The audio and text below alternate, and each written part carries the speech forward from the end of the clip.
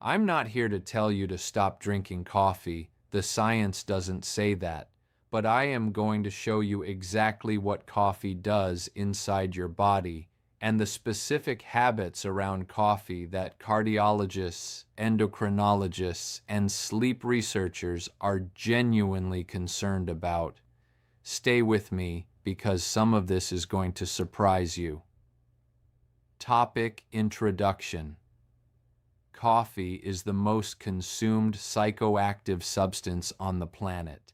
In the United States alone, the average coffee drinker consumes about 3 cups a day. According to the National Coffee Association, that adds up to roughly 517 million cups consumed every single day in America. That is a staggering number. Now, there is legitimate science showing that moderate coffee consumption has real benefits. Improved alertness, some protection against Parkinson's disease, and even a reduced risk of type 2 diabetes in certain populations. That's real. That's documented. But here is what the headline studies don't tell you. The benefits of coffee are highly conditional. They depend on your timing, your genetics, your stress levels, your sleep quality, and your overall health. And when those conditions aren't right, which is true for tens of millions of Americans, coffee can flip from a benefit to a hidden stressor on your heart, your hormones, and your brain. What's happening in the body? Let's talk about what coffee actually does the moment it enters your body, because most people have no idea how fast or how deep its effects go. Coffee's primary active compound is caffeine. Within 15 to 45 minutes of drinking it, caffeine is fully absorbed into your bloodstream. It then crosses the blood-brain barrier, which is the protective layer between your blood and your brain, and blocks a chemical called adenosine. Think of adenosine as your brain's natural slow-down signal. It builds up throughout the day, and the more of it you have, the sleepier you feel. Caffeine doesn't give you energy. It blocks the signal that tells you you're tired. It's like putting tape over a warning light on your car's dashboard. The problem isn't gone. You just can't see it anymore. At the same time, caffeine triggers your adrenal glands, 2 small glands that sit on top of your kidneys, to release cortisol and adrenaline. Your heart rate goes up, your blood pressure rises. Your liver dumps stored glucose into your bloodstream. Your body is now in a mild but very real fight-or-flight state every single morning. For a healthy 28-year-old with no underlying conditions, the body handles this pretty well. But for the millions of Americans already dealing with high blood pressure, insulin resistance, chronic stress, poor sleep, or adrenal fatigue, this daily cortisol spike is not neutral. It's adding fuel to a fire that's already burning. Root causes and lifestyle patterns. But here's where things become dangerous, and I want you to really hear this part. Most Americans don't drink coffee in ideal conditions. They drink coffee first thing in the morning on an empty stomach, before they've had any water, while they're already running late, already stressed, already sleep deprived. That combination is not just suboptimal, it's physiologically problematic. Here's why. When you wake up, your cortisol levels are already at their natural daily peak, a phenomenon called the cortisol awakening response. This happens between roughly 30 and 45 minutes after waking. It's your body's natural internal alarm system. If you drink caffeine right on top of that peak, you're stacking 2 cortisol spikes on top of each other. Over time, this wears down your adrenal function, disrupts your hormonal rhythm, and can make you dependent on caffeine just to feel normal. And then there's the empty stomach issue. Coffee is acidic. It stimulates gastric acid production. On an empty stomach, that acid has nothing to work on except your stomach lining. For millions of Americans who deal with acid reflux, gastritis, or irritable bowel syndrome, Morning coffee on an empty stomach is directly making those conditions worse. Add to this the growing number of people adding sugar, flavored syrups, and creamers to their coffee. A large flavored latte from a popular chain can contain 50 to 60 grams of added sugar. That's more than the American Heart Association's recommended daily limit before you've even had breakfast. That blood sugar spike followed by a crash sets the metabolic tone for your entire day. Hidden warning signs. Now let's talk about the warning signs, because your body is probably already telling you something is off. Most people just aren't listening. Do you feel like you need coffee to function in the morning? Not want it? Need it? That's a sign of caffeine dependency, and it means your baseline adenosine levels are elevated. Your brain has adapted to being blocked, and now it produces more adenosine receptors to compensate. Do you feel anxious, jittery, or irritable after your morning coffee, especially when you haven't eaten? That's your nervous system being overstimulated. Caffeine raises your heart rate and blood pressure, and if you're already in a stress state, it can push you into that anxious, wired but tired zone that feels terrible and is hard to shake.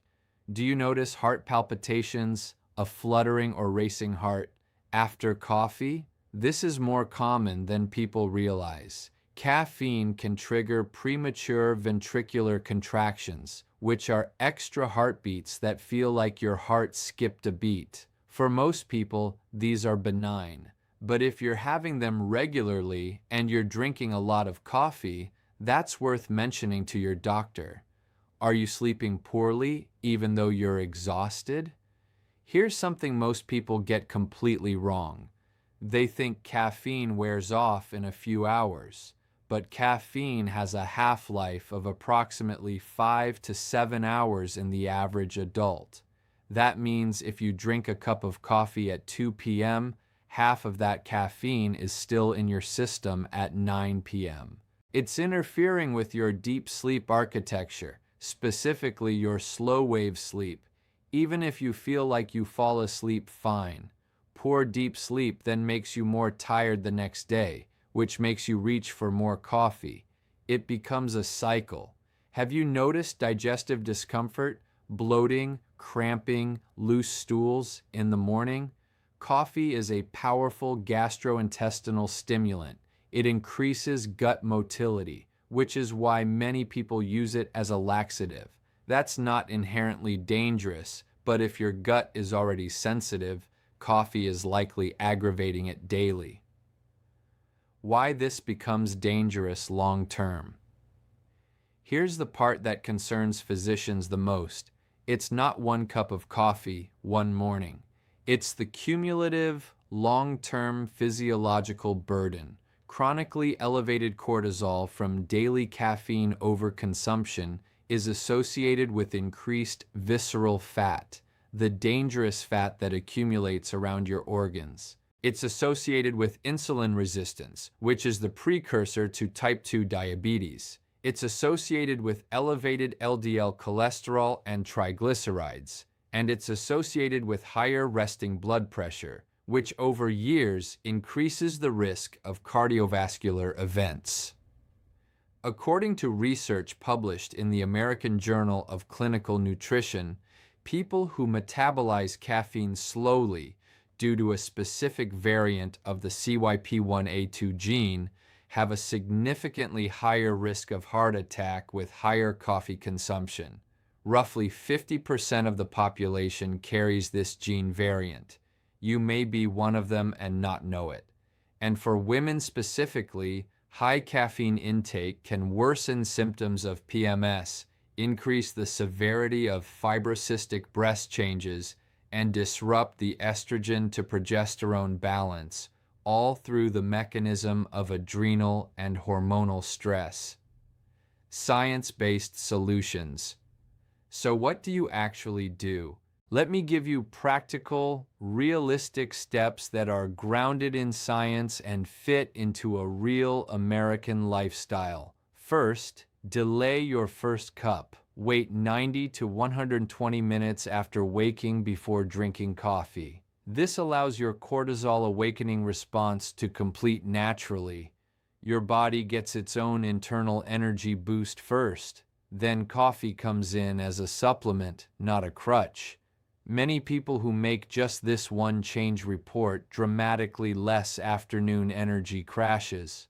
Second, eat something first, even something small.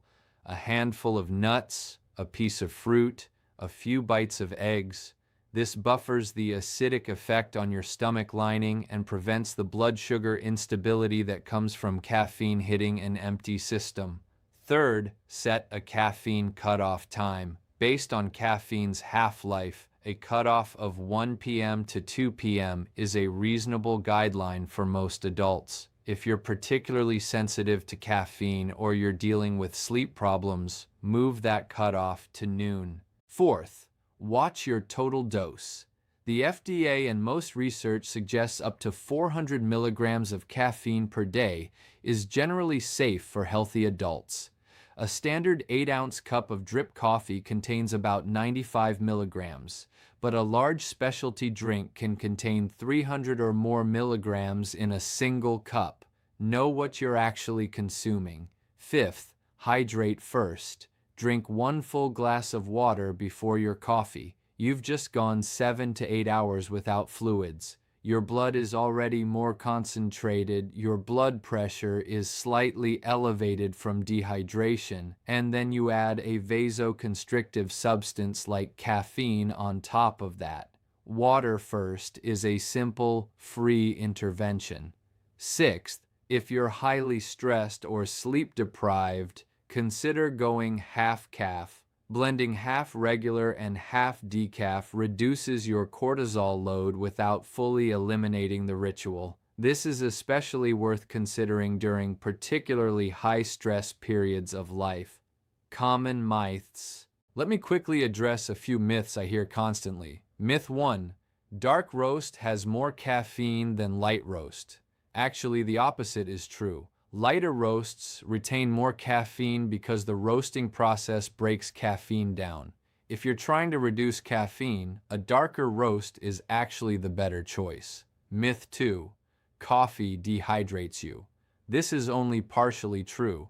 Coffee does have a mild diuretic effect, but the net fluid you're consuming from the coffee itself more than compensates for that loss in moderate amounts. However, if you're drinking 5 or 6 cups a day, the diuretic effect does become more significant.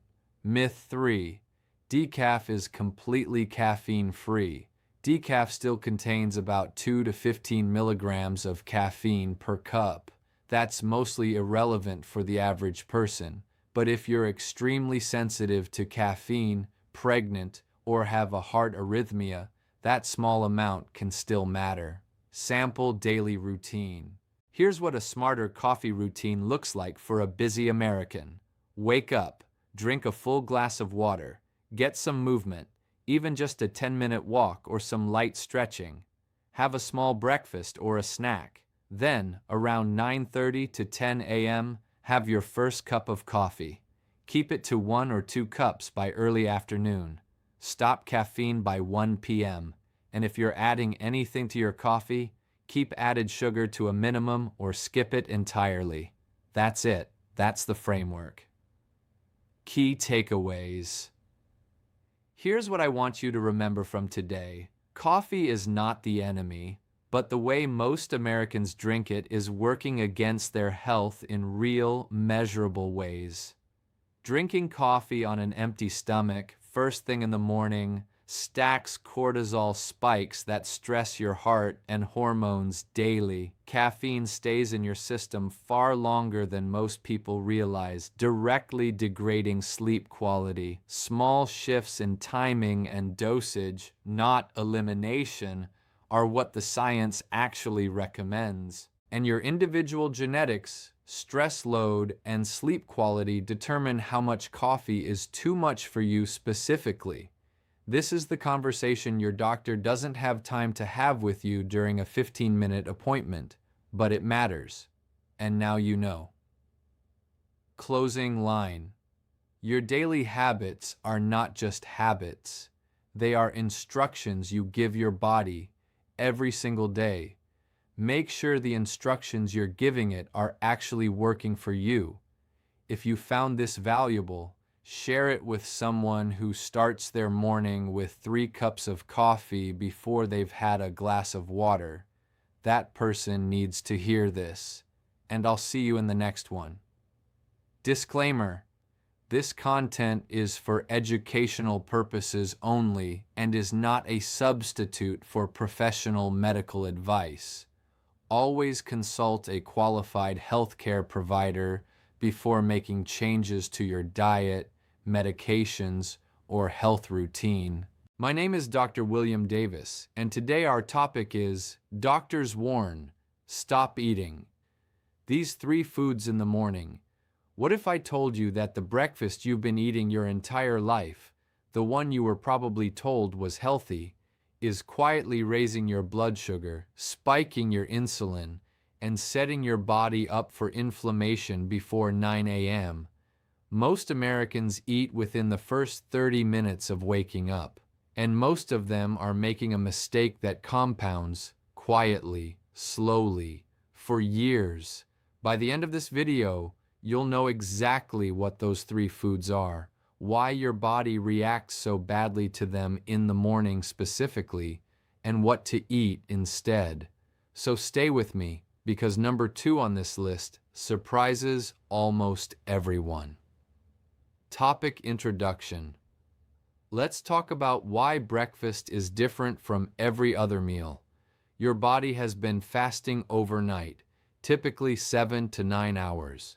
When you wake up, your cortisol levels are naturally at their highest point of the day. Cortisol is a hormone that helps you wake up and feel alert, but it also raises your blood sugar slightly on its own. Your cells are more insulin sensitive in the morning, which means whatever you eat first hits your system fast and hard. According to the CDC, more than 37 million Americans have type 2 diabetes, and another 96 million have prediabetes, most without knowing it. The American Heart Association reports that poor diet quality is now the single leading cause of death in the United States. Breakfast choices aren't just about energy. They're about how your entire metabolic system performs for the next 12 hours. And 3 specific foods are doing damage that most people never connect to what they ate at 7 in the morning. Food number 1, sweetened breakfast cereals.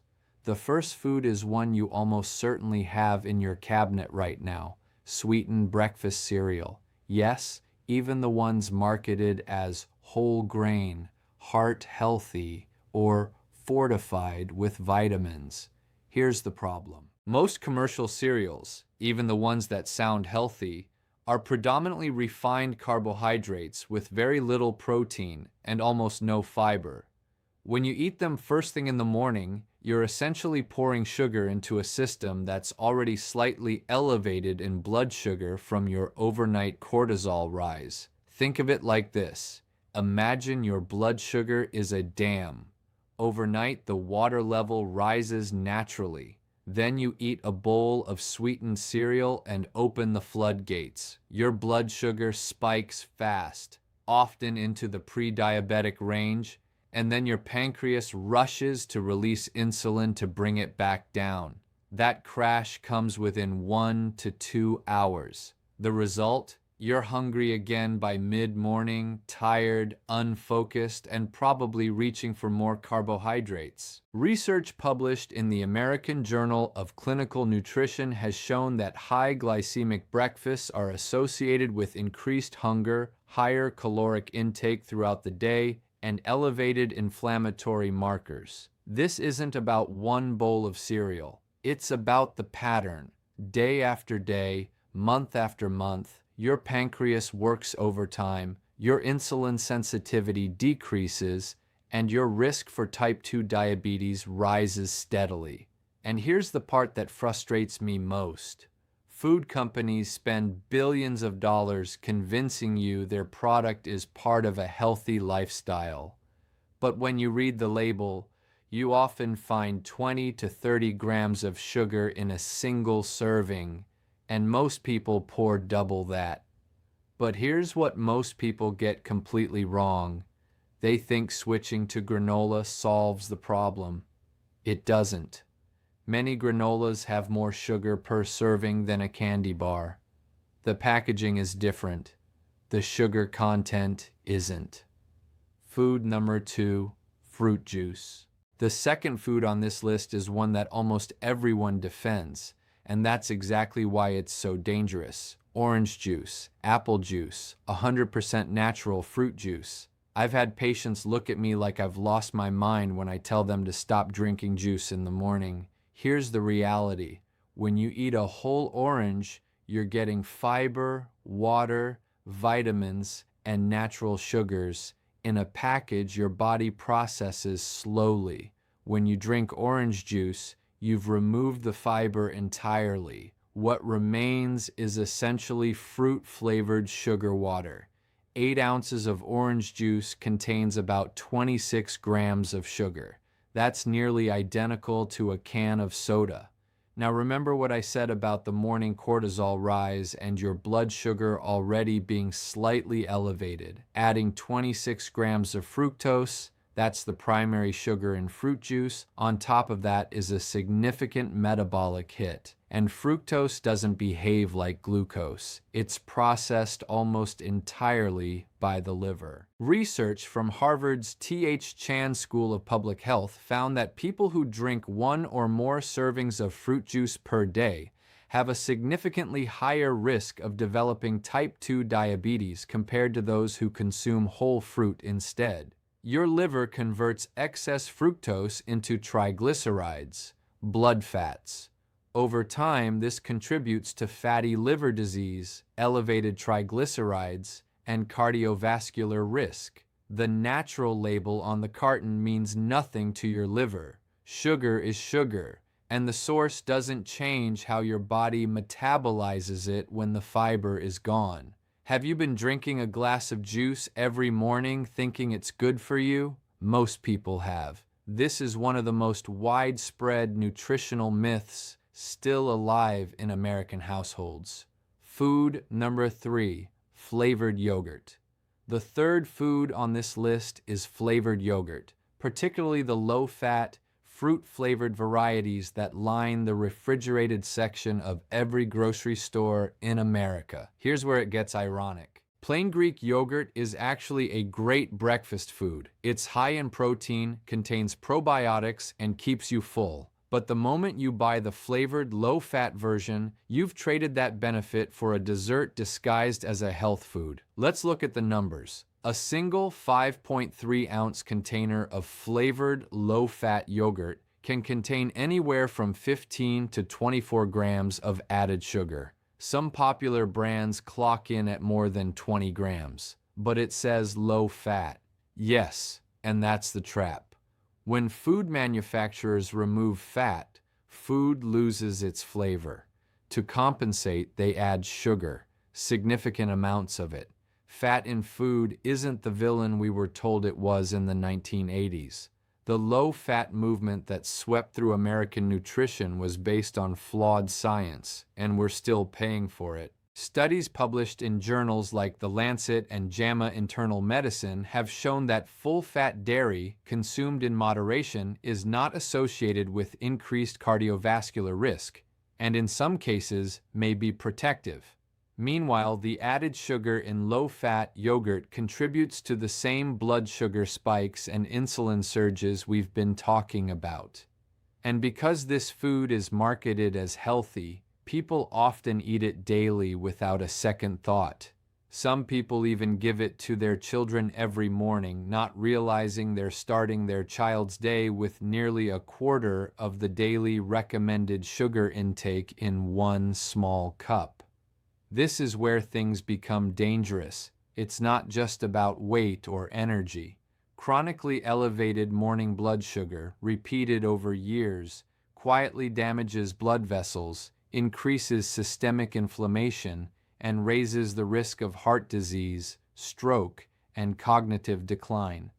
Hidden warning signs. Now let's talk about warning signs, the ones most people dismiss because they don't connect them to breakfast. If you regularly eat a high-sugar morning meal, your body sends signals. You just have to know what to look for. The first is an energy crash between 10 and 11 a.m. You feel great initially, maybe even a little wired, and then suddenly you're exhausted. That's the blood sugar drop after the spike. The second is difficulty concentrating in the late morning. Brain fog, the inability to focus on a task. Your brain runs on glucose, and when your levels become unstable, so does your mental clarity. Third, irritability, that mid-morning crankiness or tension that feels like stress, but seems disproportionate to what's actually happening around you. This is often blood sugar dysregulation. Fourth, you're hungry again by 10 a.m. even though you ate breakfast 2 hours earlier. A high-sugar meal doesn't provide sustained energy. It provides a rapid spike and a rapid drop, which activates hunger hormones early. Have you noticed any of these? If so, it's worth taking a serious look at what you're eating in the first meal of the day. These symptoms seem minor until they aren't. Over years, blood sugar instability contributes to insulin resistance, which is the root driver of type 2 diabetes and a major contributor to heart disease, the #1 killer of Americans. Myth busting. Let's clear up a few myths that keep people stuck. Myth 1. If it says whole grain on the label, it's fine. Not necessarily. Many cereals and products that say made with whole grains still contain significant amounts of refined flour and added sugar. Whole grain as the first ingredient is a start, but check the total sugar content. Myth 2. Fruit is fruit. Juice is just as healthy as eating the fruit itself. No, as we discussed, juice removes the fiber. Fiber is what slows digestion, prevents blood sugar spikes, and feeds your gut microbiome. Without it, fruit becomes a sugar delivery system. Myth 3. Low fat means healthy. This idea has been debunked repeatedly in the last 2 decades. The removal of fat in processed foods almost always involves the addition of sugar or refined starches to maintain taste and texture. Don't let low fat override reading the actual ingredients and nutrition label. Science-based solutions. So what should you eat instead? Here are practical, realistic options that work even for busy Americans. First, prioritize protein in the morning. Protein keeps you full, stabilizes blood sugar, and reduces cravings throughout the day. Eggs are an excellent choice. 2 to 3 eggs provide high-quality protein, healthy fats, B vitamins, and choline, which supports brain function. If you don't have time to cook, a handful of nuts and a piece of whole fruit, not juice, the actual fruit, is a solid option. Second, plain Greek yogurt with berries and a tablespoon of chia seeds. This version of yogurt delivers protein and probiotics without the sugar load. Berries are low in sugar, high in antioxidants, and the chia seeds add fiber and omega-3 fatty acids. It takes 2 minutes to assemble. Third, if you want something warm, oatmeal is fine. But I mean plain rolled oats, not the instant flavored packets. Those are often loaded with added sugar. Cook plain oats and add cinnamon, a few berries, and a spoon of almond butter for protein and fat. This combination provides slow digesting complex carbohydrates without the spike. Fourth, don't underestimate the power of what you drink. Replace juice with water or plain black coffee. Coffee, consumed in moderation without added sugar, has been associated with improved insulin sensitivity and a reduced risk of type 2 diabetes, according to research published in Diabetologia. And hydrating first thing in the morning helps your metabolism, your kidney function, and your cognitive performance. Fifth, time matters. If you're not hungry in the morning, you don't have to force breakfast. There's emerging evidence supporting time-restricted eating, where your first meal is delayed until you feel genuine hunger, as a strategy for metabolic health. Don't eat because you think you have to. Eat when your body signals readiness. Simple daily routine. Here's what a realistic, busy, American-friendly morning could look like. Wake up. Drink a full glass of water before anything else. 16 ounces. This alone improves alertness and supports your metabolism. Give yourself 20 to 30 minutes before eating if you can. Then choose one of these.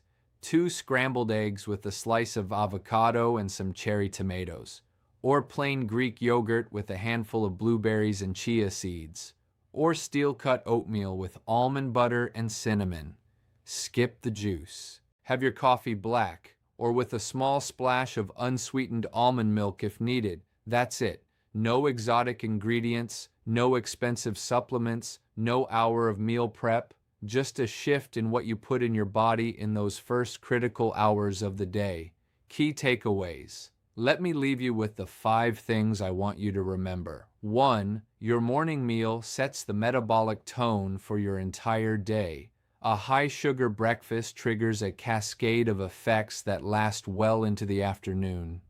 2. Sweetened cereal, fruit juice, and flavored low-fat yogurt are 3 of the most common sources of hidden morning sugar in the American diet. 3. The symptoms of blood sugar instability, fatigue, brain fog, early hunger, irritability are signals, not inconveniences. Listen to them. 4. Switching to a protein-forward, fiber-rich breakfast is one of the most effective and accessible things you can do for your long-term metabolic health. 5. What the label says and what the food actually does to your body are often 2 very different things. Read beyond the marketing. Closing. The food industry has spent decades convincing you that convenience and health can coexist in a colorful box or a plastic bottle. But your biology doesn't care about the marketing. It responds to what you actually eat. And if you've spent years wondering why you feel tired, foggy, or stuck, it may not be your willpower, your schedule, or your stress alone. It might be what you're eating before 9 a.m. Change that, and you may be surprised how much everything else begins to shift. If you found this helpful, please consider sharing it with someone you care about, and I'll see you in the next one. Disclaimer: this content is for educational purposes only and is not a substitute for professional medical advice, diagnosis, or treatment. Always consult a qualified healthcare provider with any questions you